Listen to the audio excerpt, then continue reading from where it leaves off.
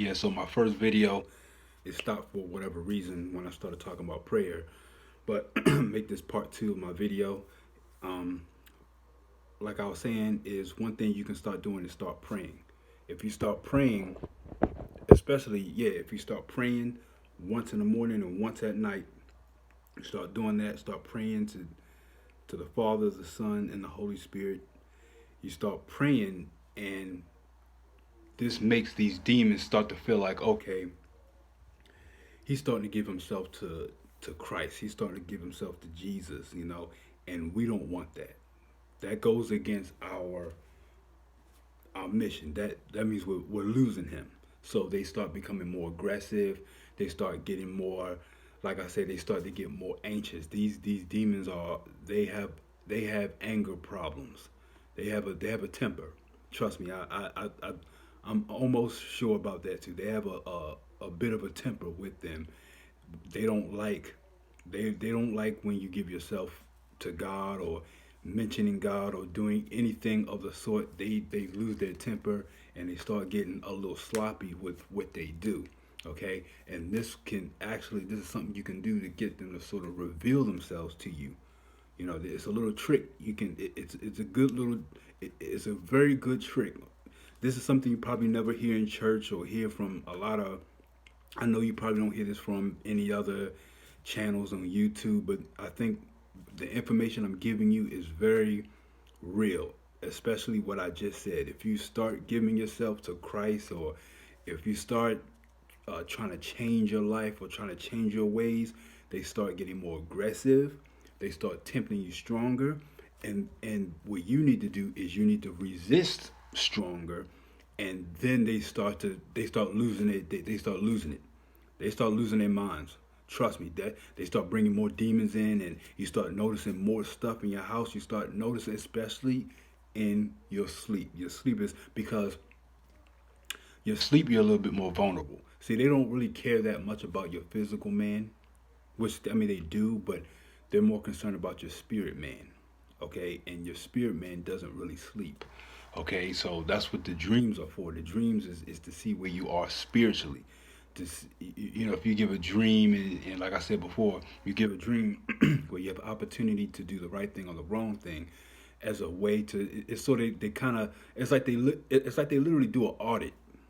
They do an audit to see how many souls is on their list, or how many souls we're going to get this year, and how many how many people we're going to get to hell this year. And they actually go like that. They go like that. They are organized like that. They actually keep record, and keep a list of names.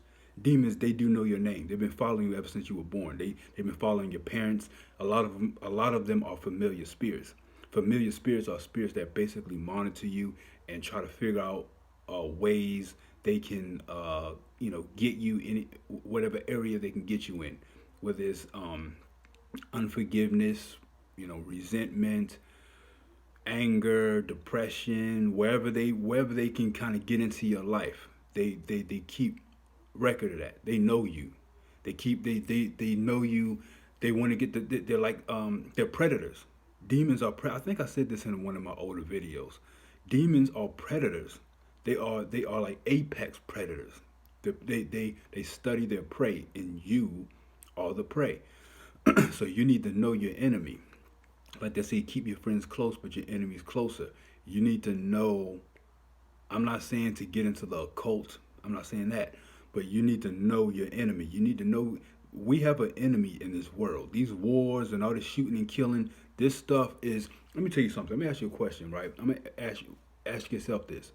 Have you ever noticed that most of the wars all throughout history in this world, none of them are necessary? Every war in history was unnecessary. None of them were necessary. And when you kind of think about it a little bit and you realize how unnecessary the war was, it makes you start to think that maybe somebody else is pulling the strings. There's more to it. It's more than just money. It's something else. These people are not warring over land like that, especially in Israel. That piece of land that they warring over, it's probably not even. it's probably the dirt is dried up. Is nothing but sand. A lot of that soil, a lot of that soil over there is not even good soil. You can't grow food. You can't start agriculture. So what you fighting about? Just religions because you just don't like somebody took your land. No, the devil is also territory. The devil is territorial. Okay, they also fight over territory. In fact, I'm not sure if it's true, but I've heard this is just something I've heard. Every country, every nation, every city, especially cities, every city has a a principality that rules over that region. That's why when you go to New York, Detroit, Chicago, there's always like a atmosphere of something, but you don't know what it is. But it's some sort of atmosphere, and usually it's the principality. There's some type of principle. There's some type of something that's ruling over that city, okay, and you need to be aware of that. I'm not saying that there's not nobody fighting against it. You do have good forces as well, but there is some type of principality in every city has something, and same thing with household. Just like a household, a household also have principalities, but that's up to you to allow whatever sort of um, whatever kind of power you want to rule your household. If you want to bring drugs and alcohol into your household, you want to listen to uh, vulgar music and watch vulgar movies. If that's the type of energy you want in your household, then that's you. But don't be surprised when you're having a lot of issues. You have a lot of financial problems. Your relationships are not working. Not saying that that's always what it is, but it does attract negative energy into your household. So it's almost like you're allowing principalities. Hold on a second.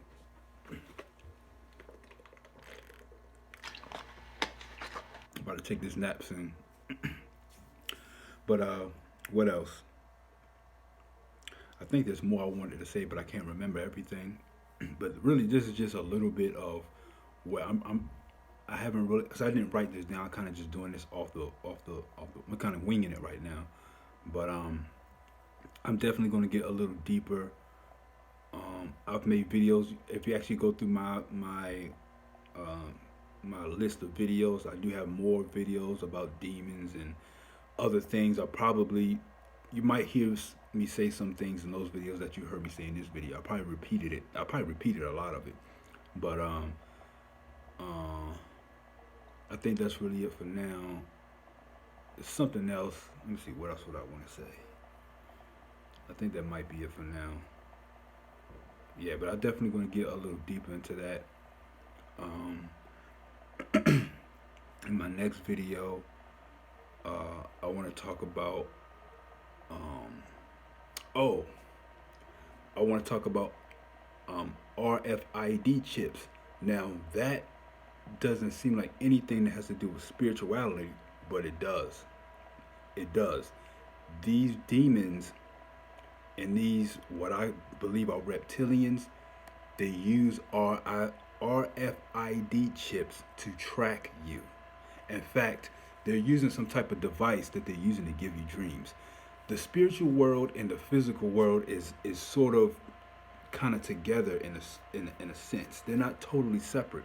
You know, in a physical world, we have certain things that we have certain spiritual tools that we have in the physical world, right?